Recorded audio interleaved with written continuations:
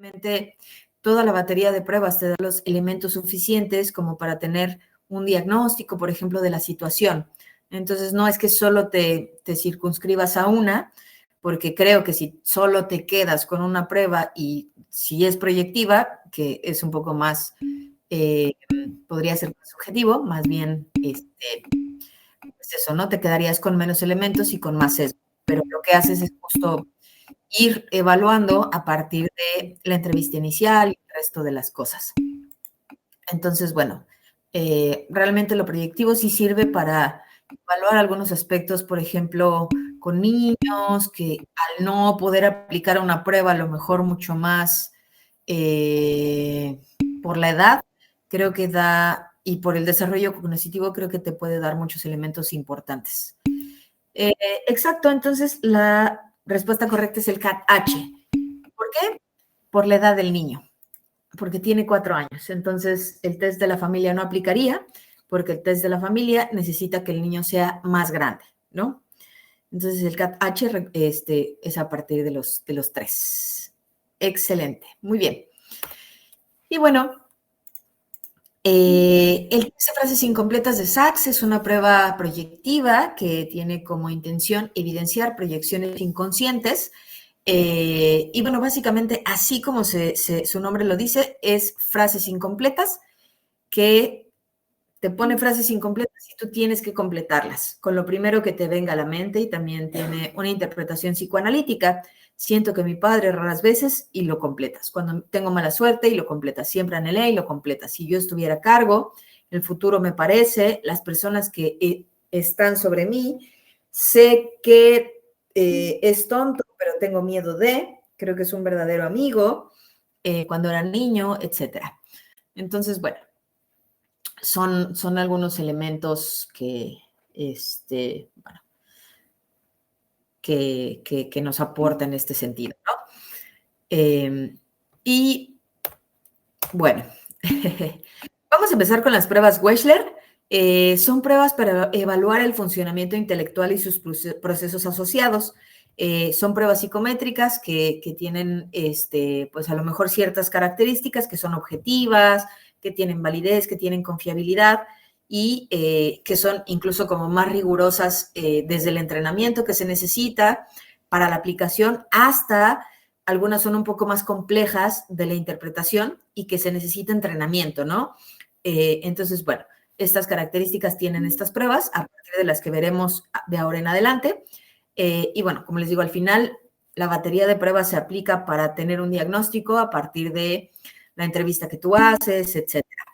¿Qué es lo que necesitan saber de las pruebas Wechsler? Bueno, primero lo que necesitan saber es cómo están estructuradas. Es importante que sepan que la estructura es que el coeficiente intelectual, que es este CIT, se lo van a obtener a partir de la aplicación de ciertas áreas o índices factoriales que son estos: comprensión verbal, razonamiento perceptivo, memoria de trabajo y velocidad de procesamiento. Entonces tenemos 4 campos: comprensión verbal, razonamiento perceptivo, memoria de trabajo y velocidad de procesamiento. Y por otro lado tenemos subáreas. Entonces lo que tienen que saber es qué subárea está asociada a qué campo o índice factorial. Por ejemplo, comprensión verbal tiene 1, 2, 3, 4, tiene 5 subáreas: semejanza, vocabulario, comprensión, información y adivinanzas. Por otro lado, razonamiento perceptivo tiene cubos, conceptos, matrices y figuras incompletas. Memoria de trabajo tiene dígitos, letras y números y aritmética. Y la siguiente, velocidad de procesamiento, tiene su propia estructura. Entonces, lo que tienen que saber más o menos es tener identificada qué subpruebas están asociadas con qué índice factorial, porque lo que sabemos que han preguntado en el pasado tiene que ver con identificar esto, porque ¿qué les van a dar a ustedes? Les van a dar el puntaje que un individuo sacó en cada subprueba. Entonces les van a decir, por ejemplo, sacó en semejanzas 6 puntos, luego en cubos 5 puntos, en dígitos 15 puntos. Y lo que van a hacer es revolverles las calificaciones. pero si ustedes más o menos identifican con qué índice factorial está asociado, y ahorita les voy a decir cómo identificar calificaciones bajas, normales o altas, ya con eso tienen una buena idea para interpretar. Obviamente la interpretación de la prueba es mucho más compleja y, como les decía, requiere más entrenamiento, más práctica, pero bueno, para efectos del examen EGEL necesitaríamos cosas muy puntuales, por lo que sabemos del pasado. Entonces, bueno, eso. Vean cómo está estructurada, a qué está asociada cada índice factorial y vamos a ir viendo poco a poco. Esta siguiente tabla es básicamente lo mismo, pero puesto de otra manera. Están los campos, las subpruebas y las subpruebas de alguna manera abreviadas. Algo que también les puede dar el EGEL es que les dé la abreviación de las pruebas. En lugar de decirles en semejanza sacó 15, les va a decir SE tuvo un puntaje de 15, BB tuvo un puntaje de tal. Entonces, bueno, eso como que de pronto podría complejizarlo un poco más, pero bueno. Esta es una tabla que les ayudaría un poco, que pueden revisar con calma y con tranquilidad sobre cómo interpretar los puntajes bajos. Y a lo mejor que lo revisaran con un poco más de detenimiento. Pero bueno, por ahora podemos seguir un poco con la siguiente parte. ¿Cómo saben qué puntaje de las subpruebas son bajos, altos o sobresalientes? O sobresalientes.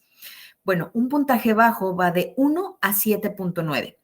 Estos puntajes se aplican para las subpruebas, que son estas que vimos aquí. Las subpruebas son semejanzas, vocabulario, comprensión, información, adivinanzas, cubos, conceptos, matrices, figuras incompletas, ¿sale? Esos son los puntajes. Entonces, ¿cómo van a saber si fue un puntaje bajo, esperado o sobresaliente? Pues con estos rangos. Bajo de 1 a 7.9, normal de 8 a 12.9 y alto de 13 en adelante. Entonces, bueno, más o menos lo tienen en mente, perdón. Tómenle, si quieren, foto a esta y vamos a hacer un ejercicio. Bajo deficiente, 1 a 7.9, normal o esperado, 8 a 12.9.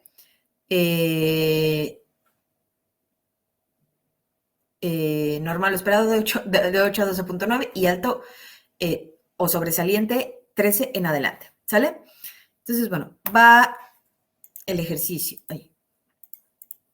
Bien, imagínense que este es un perfil de una persona y nos dicen en la subprueba de SE, que es semejanzas, sacó un puntaje de 7.8.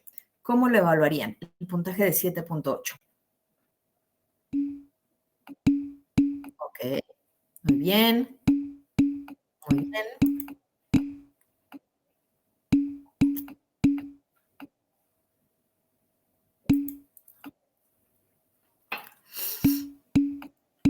Deficiente, ¿verdad? O bajo. Excelente, porque va hasta 7.9. Excelente. Bueno, vamos a ver otro. El de razonamiento perceptual. DC, 13.9. ¿Cómo lo evaluarían? De razonamiento perceptual, DC, ajá. Sobresaliente o alto, ajá. Muy bien, excelente. Ok. Bueno, vámonos a velocidad de procesamiento, BS, 8.5. ¿Cómo lo evalúan?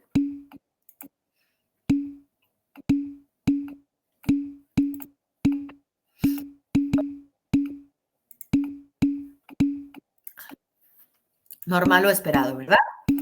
Ok. Bueno, fíjense un poco en este perfil. Ya tienen una idea de dónde están los puntajes, de cuáles son los puntajes altos, bajos o medios. Ahora díganme, más o menos, ¿qué notan en este perfil? Aquí tenemos todas las calificaciones. ¿Qué notan en este perfil? A simple vista. ¿Dónde están las puntuaciones más bajas? Exacto, Adriana. Que la comprensión verbal es donde tiene los puntajes más bajos, ¿no? ¿Y dónde está más fuerte?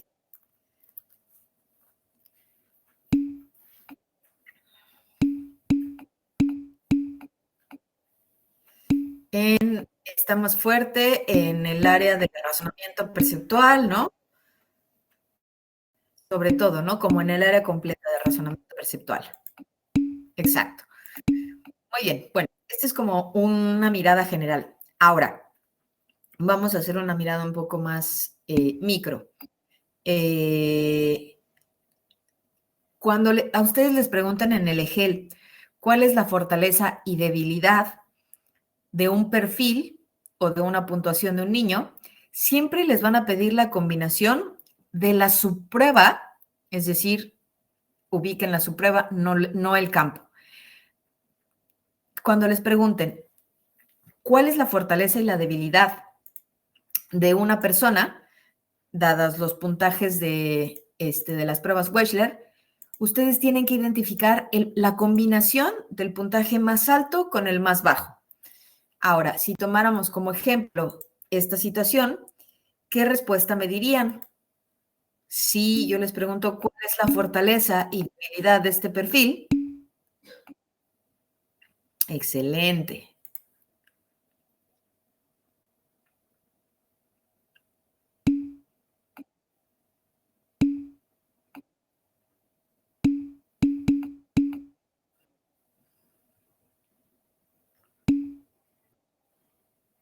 Muy bien. La combinación de la más alta con la más baja, la fortaleza, el puntaje más alto es de 16, ¿no? Que es FI. Ese es el más alto. Entonces, esa no hay pierde, 16. ¿Y cuál sería la más baja? CM, exacto. Entonces, la respuesta correcta sería FI, fortalezas, y CM, debilidad. Excelente. Muy bien. Excelente, excelente.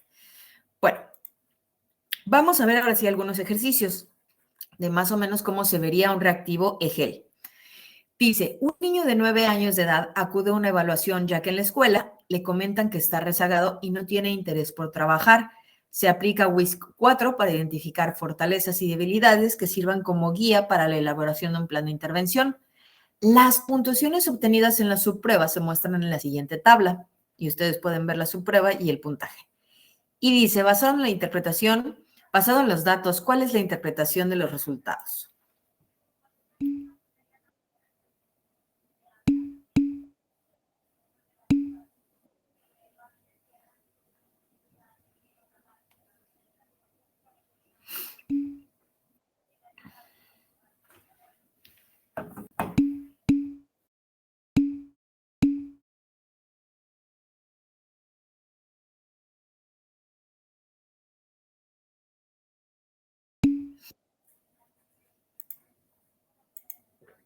Excelente. La respuesta correcta sería la A, ¿verdad? La A, porque es la combinación del puntaje más alto con el más bajo, que en este caso es fortalezas matrices, que tiene 10, con sucesión de números y letras, que tiene 4. Si ven, tiene varias altas y varias bajas, pero la combinación de la más alta con la más baja es la opción A. Excelente, muy bien, muy bien. Listo, vamos con la siguiente. Dice, un niño de 8 años es evaluado con WIS 4 para determinar su funcionamiento intelectual, que le dará la oportunidad de incorporarse a los grupos de educación regular.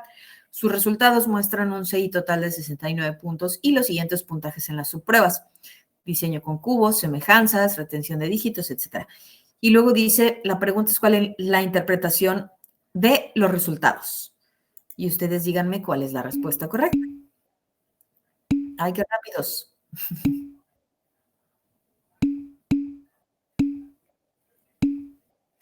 Muy rápidos, muy bien.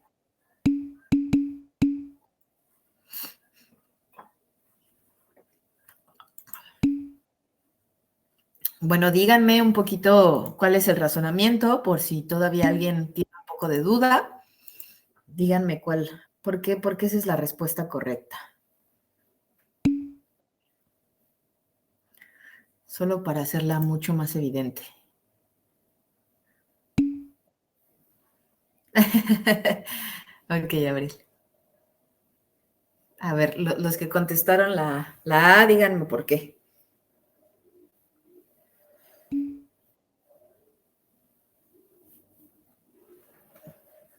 Díganme, explíquenme por qué. Ah, exacto.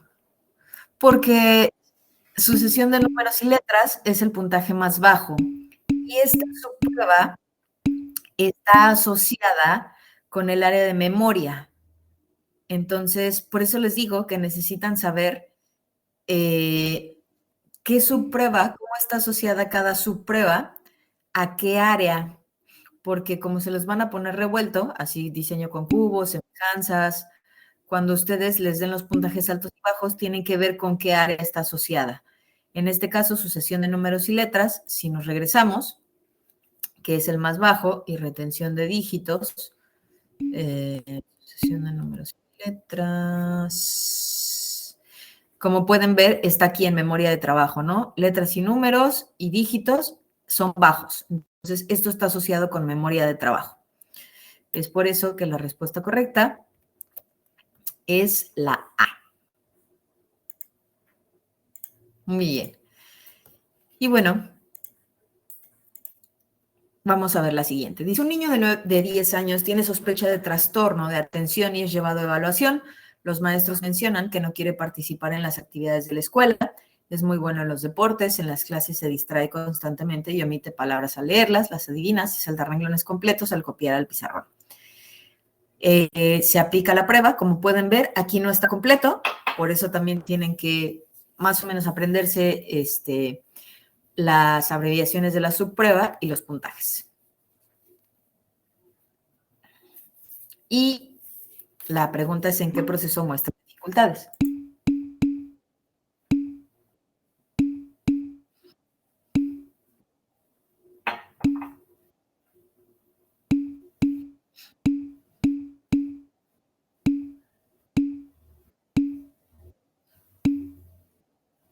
Ok, muy bien, percepción visual, ¿verdad? Muy bien. ¿Cómo supieron que percepción visual era la correcta?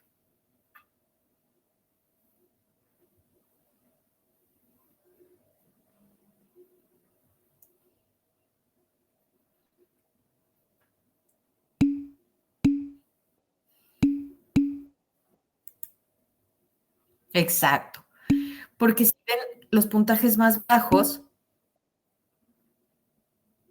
están asociados a las áreas de percepción visual, ¿no? Exacto, muy bien, excelente.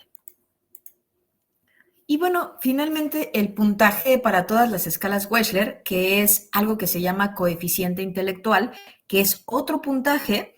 Por una parte vimos el puntaje de las subpruebas, que nos va a ayudar a interpretar, a hacer una interpretación mucho más fina de en qué áreas necesita apoyo, por ejemplo, un niño, o que nos va a servir para diagnósticos.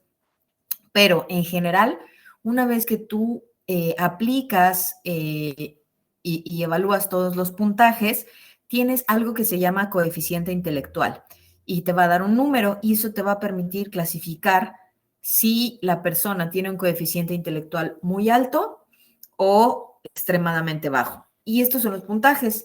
130 o mayor es un puntaje de coeficiente intelectual muy superior y luego va hacia abajo, superior, promedio alto, promedio bajo.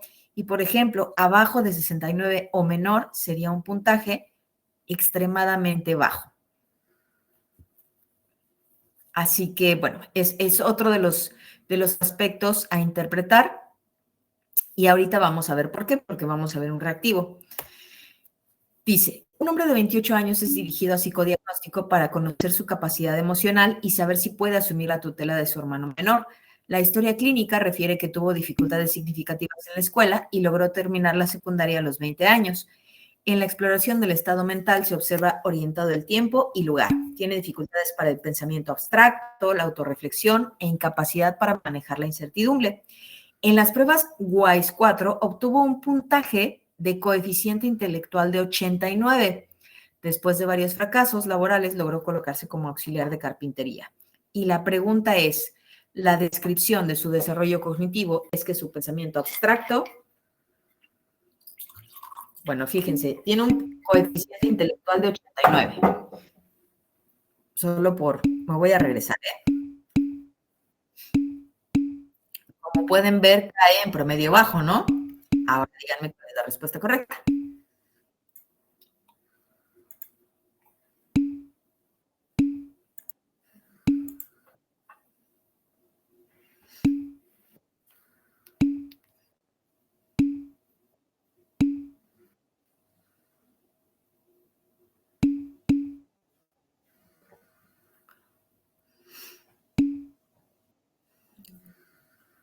Exacto, porque no es ni promedio ni limítrofe, ¿no? Por tanto, la opción correcta es la B. Excelente, muy bien. Bueno, y esto es todo un poco para que ustedes vean qué información necesitarían tener en cuenta, más o menos para responder algunas cosas. Les digo, realmente la interpretación es más compleja, pero bueno, ¿cuál es lo mínimo? Esto, ¿no? Y bueno, vamos a avanzar. Otras pruebas de inteligencia son la prueba Terman-Merrill, que evalúa conceptos de inteligencia, que es una prueba no clínica, como las Wechsler, que te permiten identificar o diagnosticar, ¿no? La prueba Terman-Merrill realmente es una prueba de inteligencia con la intención de destacar algunos elementos de la inteligencia de una persona, pero que te permiten de alguna manera cubrir puestos, por ejemplo, de recursos humanos, ¿no? Esa es un poco la idea. Y bueno, pues la prueba es eso, también tiene elementos que evalúan lo que se conoce como inteligencia, como juicio, información, vocabulario, análisis, y te da un rango de CI que va de deficiente a sobresaliente. Por otro lado, también están las escalas RIARS y RIST, que son para evaluar también la inteligencia. Usualmente se ocupan mucho más en evaluación neuropsicológica, aunque también se pueden aplicar en más cosas. Y bueno, básicamente evalúan también algunos aspectos como el nivel cultural, razonamiento abstracto, analítico, etc. El test gestáltico visomotor es una prueba que consiste, bueno, que evalúa la función gestáltica visomotora tanto en niños como en adultos y detecta retrasos en la maduración, en la madurez para el aprendizaje y daño neurológico y retraso mental. Y bueno, ¿de qué se trata? Básicamente, se trata de mostrar unas figuras que son figuras sencillas que vienen en unas tarjetas, por ejemplo, círculos, rayas, puntitos, y el evaluado tiene que reproducir en una hoja en blanco la figura que vio. Entonces, a partir de eso, hay una interpretación de la función gestáltica y sobre todo lo que hemos identificado es que el EGEL también, bueno, al ser dibujos, no el EGEL, perdón, en la prueba, al ser dibujos también tiene elementos de interpretación emocional. Pero ahora sí, en el EGEL, lo que hacen es preguntar usualmente o en ocasiones anteriores sobre estos aspectos emocionales en la figura. Por ejemplo, el hecho de que el evaluador, haya mostrado una figura en donde implicaba dibujar círculos y puso rayas, bueno, eso significa que hay una figura en particular, pues se relacionaría, por ejemplo, con impulsividad, falta de interés o de atención, o niños preocupados por sus problemas y que tratan de evitar lo que se les pide, hacer lo que se les pide, ¿no? Por ejemplo. Entonces, bueno, son algunos indicadores también pues sí, al ser trazos, dibujos, te da elementos para interpretar la parte emocional. Bueno, el método de evaluación de Frostig es un poco parecido también al Bender. Mide la integración vasomotora y percepción visual. Y un poco solo para que tengan una idea, se aplica a partir de los 4 y 10 años, 11 meses. Y que evalúa, pues, coordinación mano-ojo, posición en el espacio, copia, figura fondo. Y cada una de estas subpruebas mide, por ejemplo, la habilidad para igualar figuras, líneas rectas y curvas, habilidad para reconocer los rasgos de un diseño, para ver figuras específicas, para juntar puntos y reproducir patrones presentados visualmente, habilidad para reconocer una figura estímulo, rapidez, etcétera, ¿no? Es una, bueno, que aporta estos elementos. Luego el siguiente reactivo, les voy a pedir que lo lean y tiene que ver un poco con el Bender. Y díganme cuál es la respuesta correcta.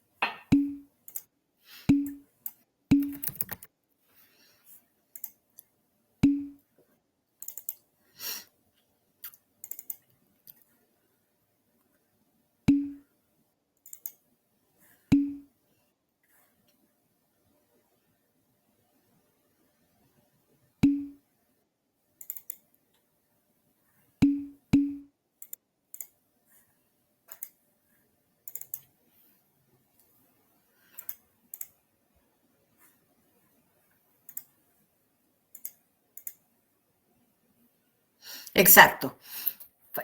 Falta de control de impulsos. Muy bien. Excelente.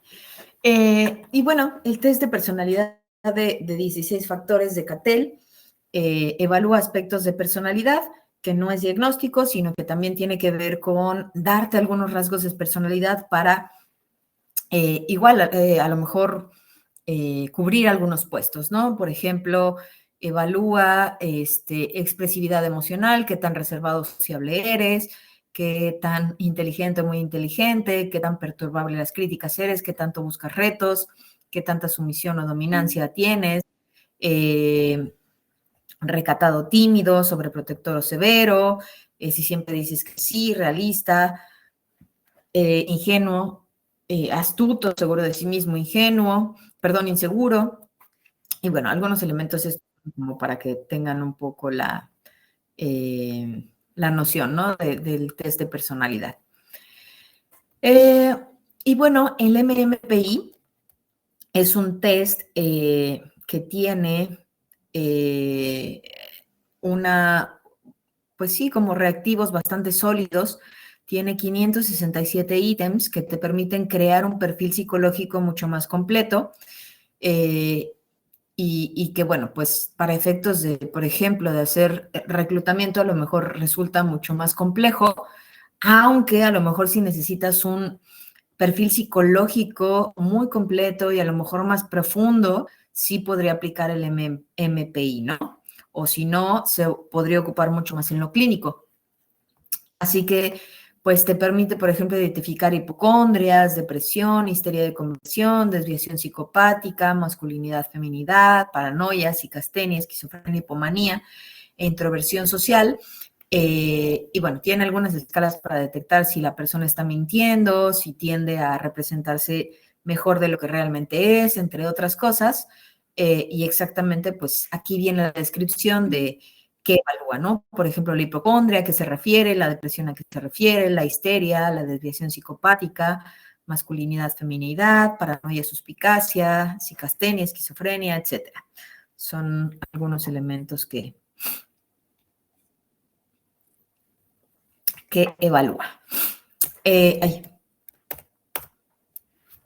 Y bueno, finalmente, hay algunas escalas de ansiedad, por ejemplo, y de depresión, que son importantes también y que sabemos más o menos que sí llegan a preguntar. Por ejemplo, la escala de ansiedad de Hamilton, que es una escala muy sencilla que propone algunos elementos para que el sujeto tiene que reportar y de ahí se estima qué tanta ansiedad tiene la persona, ¿no? Entonces es muy sencilla porque se suman los puntajes y 17 o menos indicarían que el sujeto tiene ansiedad leve, entre 18 y 24, ansiedad moderada, de 24 a 30, un estado severo de ansiedad, por ejemplo, y esto también les recomendaría que si pueden, pues lo tengan muy en la mente nada más la interpretación de los puntajes. Y bueno, son algunas cosas que de pronto a lo mejor de memoria sí hay que tener. Y el inventario de depresión de Beck, que también es una escala, que también tiene aspectos muy puntuales que evalúan la depresión, ¿no? Y entre 0 y 13 indica una depresión mínima, entre 14 y 19 leve, 20 y 28 depresión moderada y de 29 a 63 depresión grave. Así como también Beck tiene su propio inventario para la ansiedad, que indicaría una interpretación entre 0 y 7, un nivel mínimo de ansiedad, entre 8 y 15, leve, 16 a 25 moderado, y de 26 a 63 como grave o moderada. Que bueno, yo creo que en específico también les recomendaría que tuvieran muy en mente los puntajes, por lo menos de estas 3 escalas, para que sabemos también que pues un par de reactivos en el pasado preguntan sobre la interpretación de estos puntajes y que tal cual aprendérselos pues ayuda en este sentido. Muy bien, pues con esto cerraríamos la parte de las pruebas. Como les decía, bueno, pues de pronto sí puede parecer mucha información, pero bueno, pues la idea es que esto termine siendo un refuerzo, algunos aspectos que a lo mejor hay que estudiar con un poquito más de profundidad. Y bueno, vamos a pasar a revisar, después de haber visto esta parte de las pruebas, vamos a revisar algunos trastornos, a lo mejor no, sin duda que no son los más importantes, pero que también son relevantes para la revisión, para su examen EGEL. Entonces, bueno, voy a presentar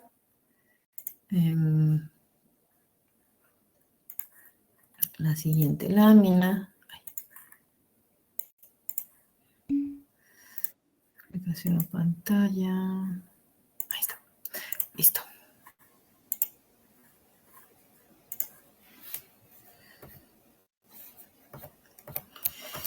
Y bueno, pues algunas consideraciones sobre el DSM-5 es que, bueno, pues acuérdense que, de nuevo, esta revisión no pretende ser una revisión que les dé los elementos para hacer diagnósticos, sino que pretende ser una revisión de refuerzo de cosas puntuales, sobre todo para identificar algunos aspectos que puedan ser de utilidad para su examen del Ceneval, pero bueno, de ninguna manera nos dará elementos para hacer diagnósticos tan completos, ¿no? Y bueno, pues mencionar que realmente también el DSM-5 se ha construido un poco a partir de, es una construcción social también de lo que se considera anormal o normal, que también va muy de la mano con lo que la cultura y el momento histórico indican.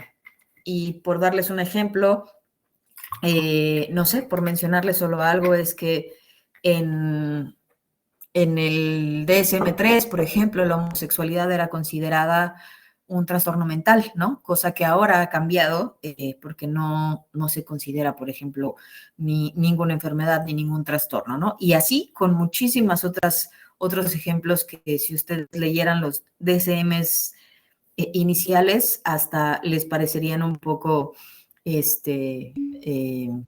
sorprendentes, ¿no? Pero por eso, porque la cultura va marcando un poco lo que considera normal y anormal.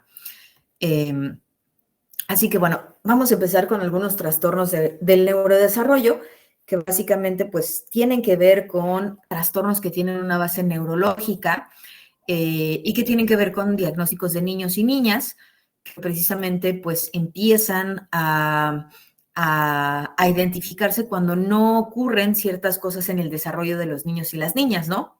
Que ya deberían de estar ocurriendo y que van desde limitaciones, por ejemplo, específicas en el aprendizaje hasta deficiencias, y digo deficiencias porque es el lenguaje que utiliza el DSM, globales en habilidades sociales, en inteligencia, y bueno, que al final termina impactando aspectos importantes de la vida de los niños, en lo social, en lo académico.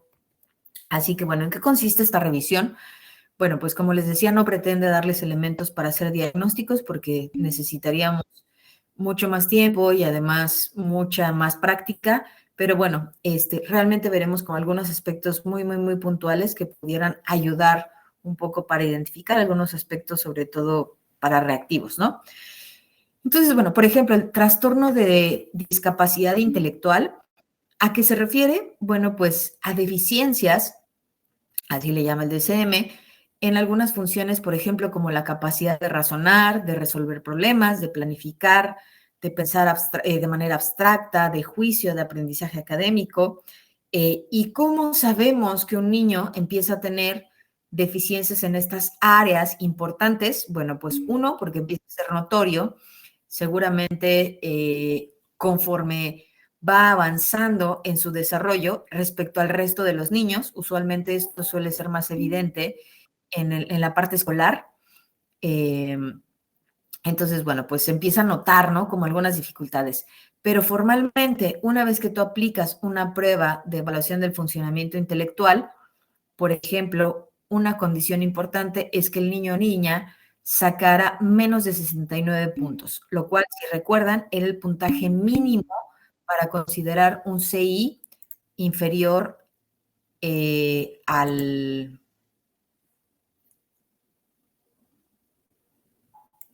inferior bueno, más bien es un puntaje muy, muy bajo, ¿no? Entonces, es un criterio también para hacer este diagnóstico de discapacidad intelectual, además de que se empiezan a notar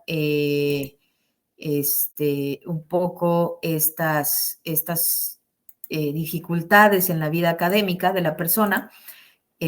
Bueno, pues se empieza a formalizar a través de las pruebas del funcionamiento intelectual. Eh, y bueno, además, como decíamos, siempre la mayor parte de los diagnósticos es que un criterio es que empieza a dificultar no solo algunos aspectos, por ejemplo, que incluyen el funcionamiento intelectual, sino que empiezan a dificultar tu relación en otros ámbitos de la vida, por ejemplo, tu relación con los demás, tu relación en la vida académica, tu funcionamiento social, que finalmente termina siendo también uno de los aspectos para diagnosticar por completo un trastorno, ¿no? Que toca muchas áreas de tu vida y que te hace poco funcional también en este sentido. Entonces, bueno, pero los aspectos clave, si pudiéramos destacar alguno, es eso, ¿no? En este caso de la discapacidad intelectual, es que el niño formalmente saca, o niña, sacara un puntaje menor de 69.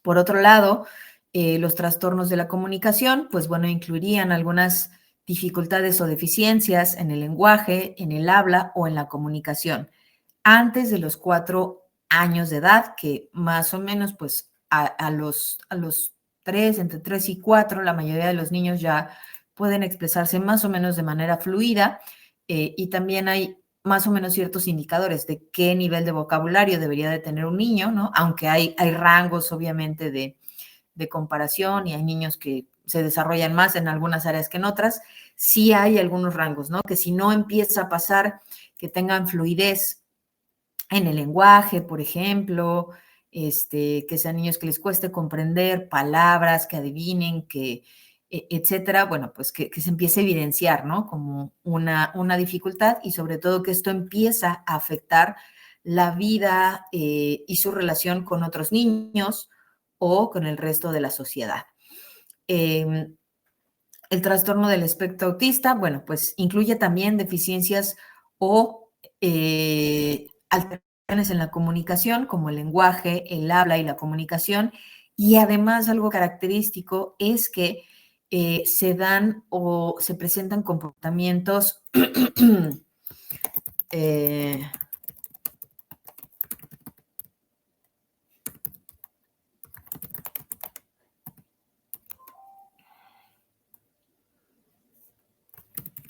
Comportamientos, por ejemplo, estereotipados, que son patrones repetitivos de comportamiento, de conducta, de movimiento, que muchas personas, pues efectivamente dentro del espectro autista presentan y que resultan autogratificantes porque les ayudan a regular el estrés y la sobrecarga sensorial, que son parte precisamente de este diagnóstico del espectro autista. Por ejemplo, movimientos repetitivos, que en qué consisten: aletean manos, balancean el cuerpo, giran sobre sí mismos, tienen algunos movimientos rítmicos con los dedos o golpean objetos.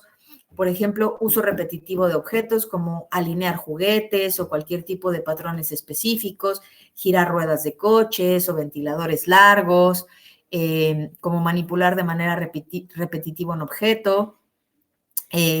Lenguaje repetitivo, que es lo que se llama ecolalia, como repetir frases o palabras sin un propósito comunicativo, claro, o usar frases que he escuchado en la televisión, en conversaciones sin adaptarlas al contexto, o repetir palabras que escuchó inmediatamente de otros, y una clara resistencia al cambio o a las rutinas, por ejemplo, la necesidad de establecer un horario fijo o realizar actividades de manera muy, muy específica, ¿no? Por ejemplo, comer todos los días lo mismo o comer todos los días de una misma manera, ¿no? Tomar la servilleta de una misma manera,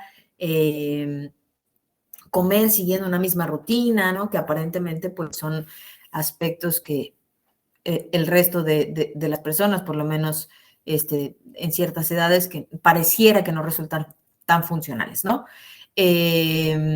O intereses restringidos o hiperfocalizados, por ejemplo, fascinación intensa por un tema específico, mapas, trenes, números, calendarios, o hablar constantemente sobre un tema sin percibir el interés del otro. Quizás son aspectos muy, muy, muy característicos que se suman al espectro autista.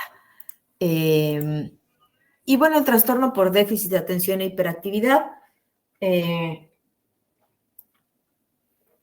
bueno, en este sentido yo creo que también son muy conocidos los síntomas, que a lo mejor no vamos a meternos a profundidad, pero que en el EGEL o en el examen Ceneval, en aplicaciones previas, hemos identificado que cuando hablan de un reactivo que tiene un diagnóstico de déficit por atención e hiperactividad, que es esta dificultad para atender los detalles, completar tareas, ya sea en la escuela o tareas escolares, parecer niños o niñas que no ponen atención, que como si estuvieran impulsados por un motor, que no pueden permanecer quietos en una situación en donde en teoría podrían estarlo, incluso en las actividades recreativas, entre otras cosas, pues es que le asocian, por ejemplo, con situaciones de bajo peso al nacer, dificultades al nacer, como falta de oxígeno, entonces como que suelen integrar estos aspectos.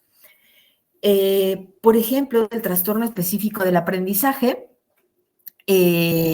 algo diferencial es que empiezan a tener los niños y niñas dificultades, obviamente, al aprender, y hay trastornos específicos a la hora de leer, de escribir o aprender matemáticas.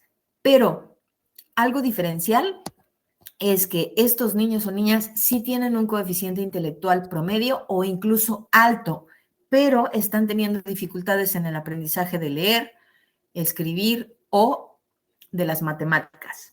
Entonces, bueno, pues eso, ¿no? Y bueno, trastornos de tics, que se refiere a qué se refieren los tics, pues son vocalizaciones o movimientos rápidos, súbitos, recurrentes, no rítmicos y que además no están bajo la voluntad de la persona. Pueden ser de dos tipos, pueden ser o vocales o motores. Entonces, bueno, por ejemplo, los motores pueden ser encoger los hombros, hacer un guiño, es decir, hacer cosas, eso, ¿no? Por movimientos rápidos, súbitos, recurrentes, no rítmicos, que no están bajo el control de la persona, ¿no? Encoger los hombros, como les decía, hacer un guiño, etcétera, etcétera. Y entonces esos son los movimientos motores, pero también puede haber vocales, que son, por ejemplo, vocales, pues sí, sonidos o incluso decir palabras ofensivas, que de nuevo no están bajo el control del sujeto. Entonces, bueno, los tipos de trastornos, por ejemplo, son el de Tourette, que implica tener ambos tipos de tics, tanto motores como vocales, por lo menos durante un año. Y los trastornos tics o vocales persistentes, que es solo tener un tipo de tics o trastornos o vocales o motores. Entonces, bueno, esa es la única diferencia, que en Tourette incluye los dos y en trastornos de tics o vocales es únicamente uno u otro. Y en los dos es por lo menos un año.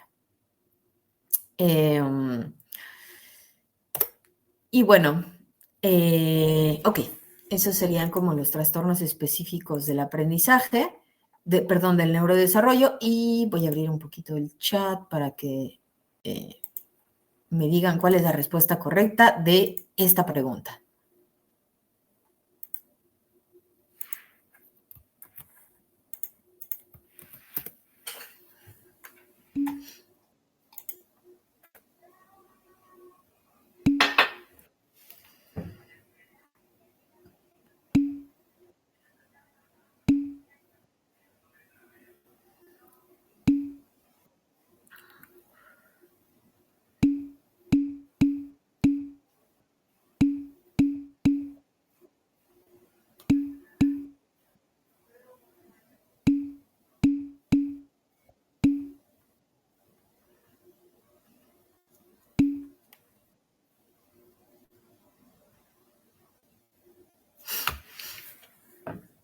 Muy bien.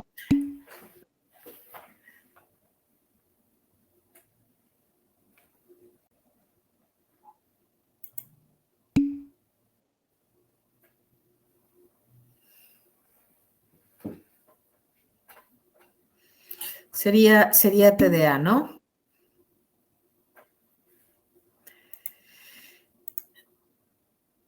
Ajá, de atención con hiperactividad. Exacto.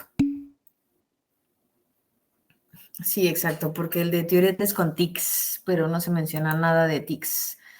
Entonces, es déficit de atención, claramente por los síntomas. De hecho, quizás, si acaso podría confundirse con, no sé, es que es muy claro, creo que ni siquiera con específico de aprendizaje. Sí, porque Tourette son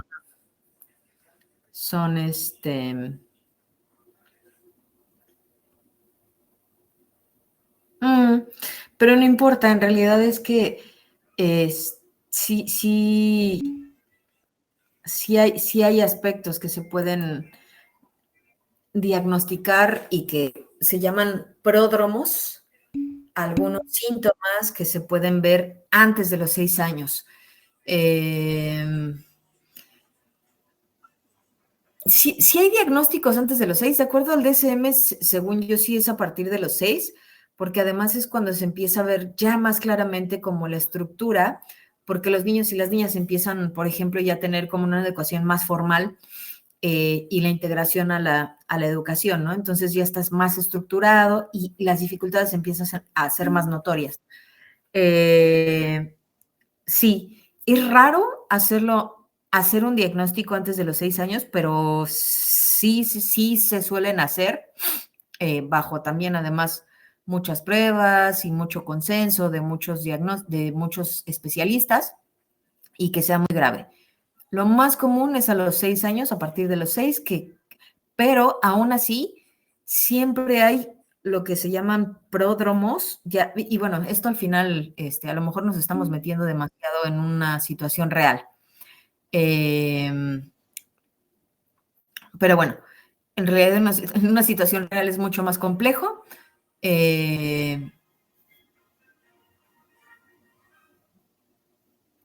Pero, no, de Tourette, pero no puede ser de Tourette porque no tienen, el de Tourette son tics y aquí no menciona tics.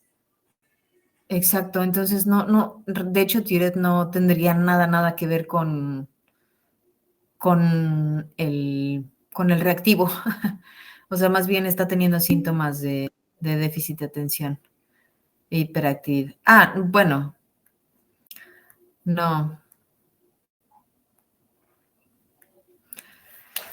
Sí, no, no, no, pero es más bien por déficit de atención, hiperactividad. Exacto. Un tic es distinto.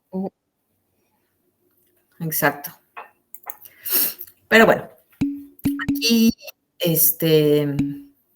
sí, o sea, ustedes pudieran checar un poco más el DSM, pero no, no va nada, nada, nada por los tics.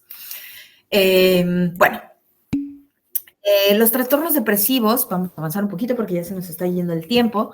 Los trastornos depresivos pues, se refieren, en específico, vamos a centrarnos un poco en tres, en el depresivo mayor, que incluye algunos síntomas, por ejemplo,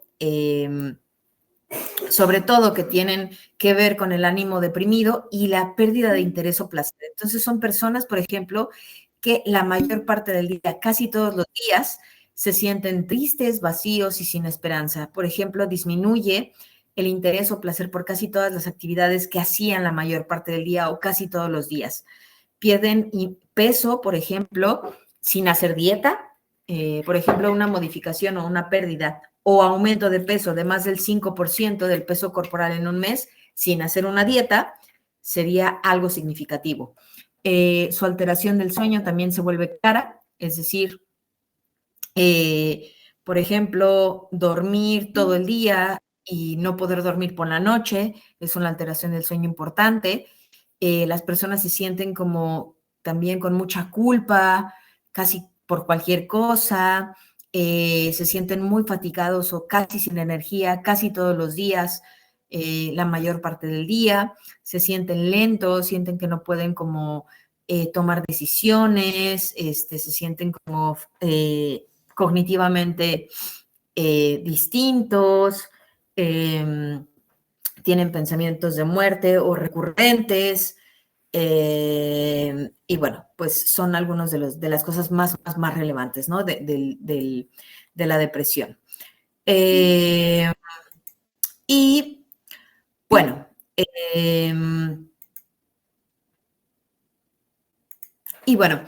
una parte también es el trastorno, perdón, una diferencia con el trastorno depresivo persistente es que el trastorno, bueno, depresivo mayor, el trastorno depresivo persistente, perdón, es tener más o menos los mismos síntomas del trastorno depresivo, pero en una duración más amplia, es decir, más allá de 2 años.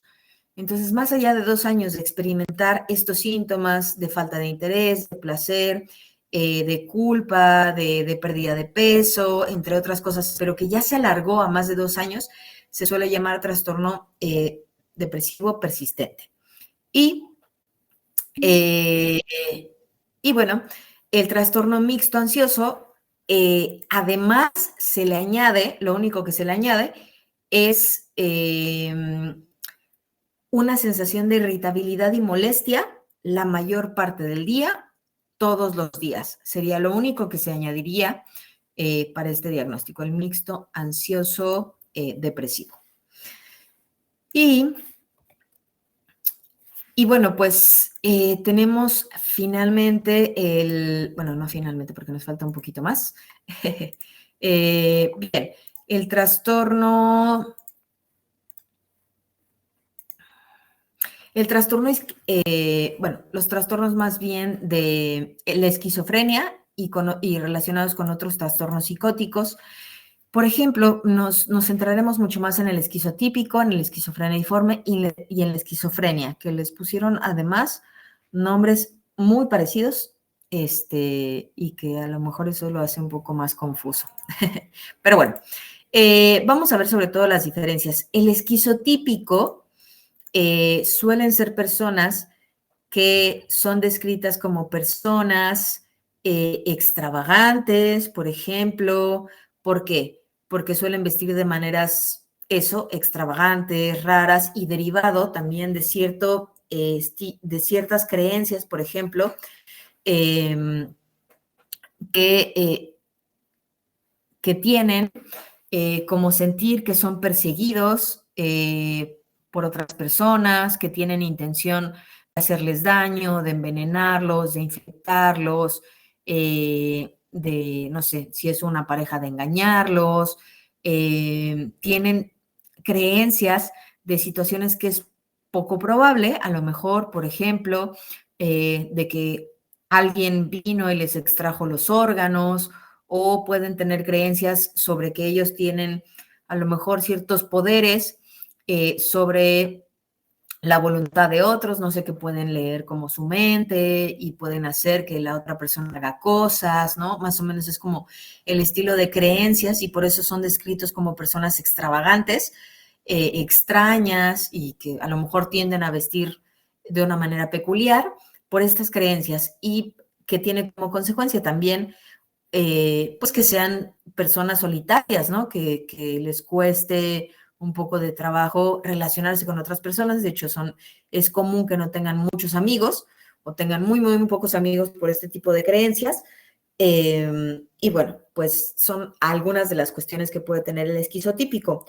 Pero aún así, aunque son descritos con o que tienen ideas también delirantes, ¿no? De que los persiguen, que les quieren hacer daño, que a lo mejor alguna agencia gubernamental los está persiguiendo, y estas creencias extravagantes, extrañas.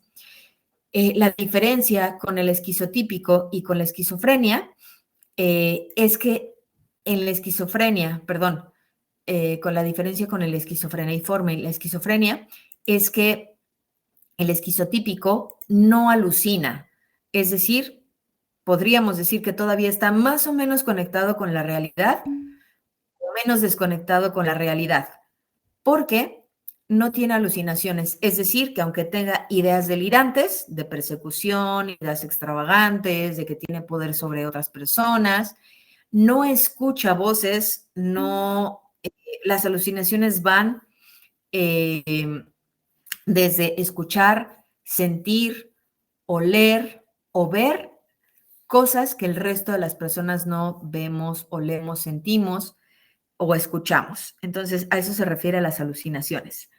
Eh, que, pues sí, los esquizofreniformes y la esquizofrenia ya tienen alucinaciones, y además, bueno, alucinaciones que por supuesto no son nada agradables, ¿no? Que tienen alucinaciones de persecutorias, que les causan angustia, ¿no? Entonces, bueno, entonces el esquizotípico todavía, aunque tiene creencias un poco extravagantes, delirantes, no alucina, a diferencia del esquizofreneiforme y la esquizofrenia, que sí tienen alucinaciones. Y la única diferencia entre el esquizofreneiforme y la esquizofrenia es el tiempo. Es decir, el esquizofreneiforme tiene alucinaciones, pero en un periodo entre 1 mes y 6 meses. Y la esquizofrenia ya va más allá de 6 meses, que eso tiene también mucho de los diagnósticos. En realidad es que cuando un síntoma o varios síntomas se extienden a lo largo del tiempo, a veces podemos cambiar de diagnóstico. Y como les decía, al final no hay que ponernos cuadrados, al final, como les decía al inicio, todo es una construcción de ponerse de acuerdo sobre qué síntomas constituyen un diagnóstico, y eso lo hace complejo, ¿no? En realidad,